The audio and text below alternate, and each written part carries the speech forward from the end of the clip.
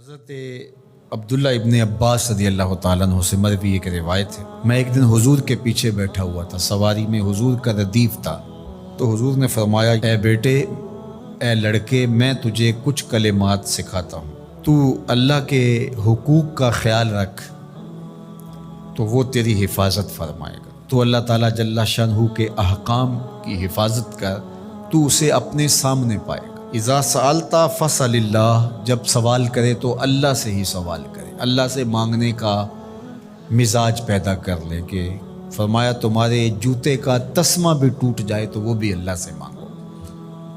ضرور بازار میں جاؤ دکاندار سے، لیکن حقیقی طلب اللہ سے ہونی چاہیے، بات بات پہ اللہ سے سوال کرو، بڑی سے بڑی چیز بھی اس سے مانگو، چھوٹی سے چھوٹی چیز بھی اسی سے طلب کرو۔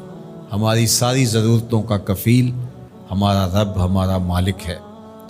تو دوسری نصیحت یہ کی کہ جب تو استعانت طلب کرے، مدد طلب کرے تو اللہ سے ہی استعانت طلب کرے۔ وعلم، اور جان کہ اگر ساری امت، سارے لوگ، پوری قوم جمع ہو کے تمہیں فائدہ پہنچانے کی کوشش میں لگ جائیں تو تمہیں وہی فائدہ پہنچا سکتے ہیں جو تیرے لیے تیرے رب نے لکھا ہے۔ اور فرمایا وَإِنِ اجْتَمَعُوا عَلَىٰ أَن يَضُرُّوكَ بِشَيْءٍ، اور اگر تمہیں نقصان پہنچانے کے درپے ہو جائیں، لَمْ يَضُرُّوكَ إِلَّا بِشَيْءٍ قَدْ كَتَبَهُ اللَّهُ عَلَيْكَ، تو تجھے صرف وہی نقصان پہنچا سکتے ہیں جو اللہ نے تیرے لیے لکھا ہے۔ سارا زمانہ بھی مخالف ہو جائے، تیرا کچھ نہیں بگاڑ سکتا۔ ہاں، تیرے مقدر میں اگر کوئی چیز، کوئی بگاڑ لکھا ہے تو وہ ہوگا، اس کا ذریعہ وہ بن جائیں گے۔ تو اس لیے پھر اسی سے مانگو، اسی سے طلب کرو۔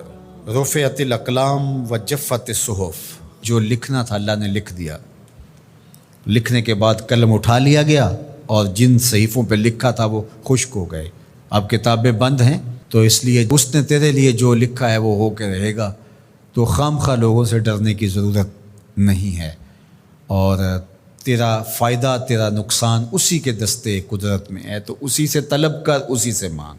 اور فرمایا تو اللہ تعالیٰ جل شانہ کو رخاء میں، خوشحالی میں یاد کر، یعرف کا فی الشدہ، وہ تجھے مشکل میں پہچانے گا۔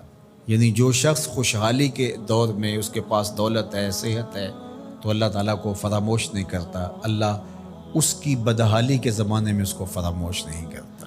وعلم، اور جان، ان النصر مع الصبر، کہ جو مدد ہے وہ صبر کے ساتھ آتی ہے۔ وان الفرج مع الکرب، اور کشادگی جو ہے وہ مشکل کے ساتھ آتی ہے۔ وَأَنَّ مَعَ الْعُسْرِ يُسْرًا، اور سہولت جو ہے وہ مشقت برداشت کرنے کے بعد آتی ہے، تنگی کے بعد فراخی آتی ہے، پہلو مشکل پھر تمنا، پہلو کنڈا پھر پل، شاید مگروں پہلو مکھیاں ڈس دیاں ڈنگ والیاں۔ تو یہ سب ہوتا ہے، مشکلات، تکلیفیں، آلام، مصائب، ان سب سے گزر کر کے آسانیاں آتی ہیں۔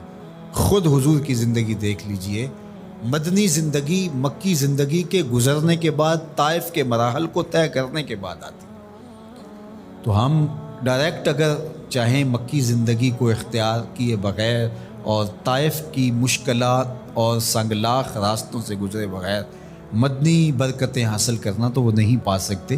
تو یہ اللہ تعالیٰ نے ایک نظام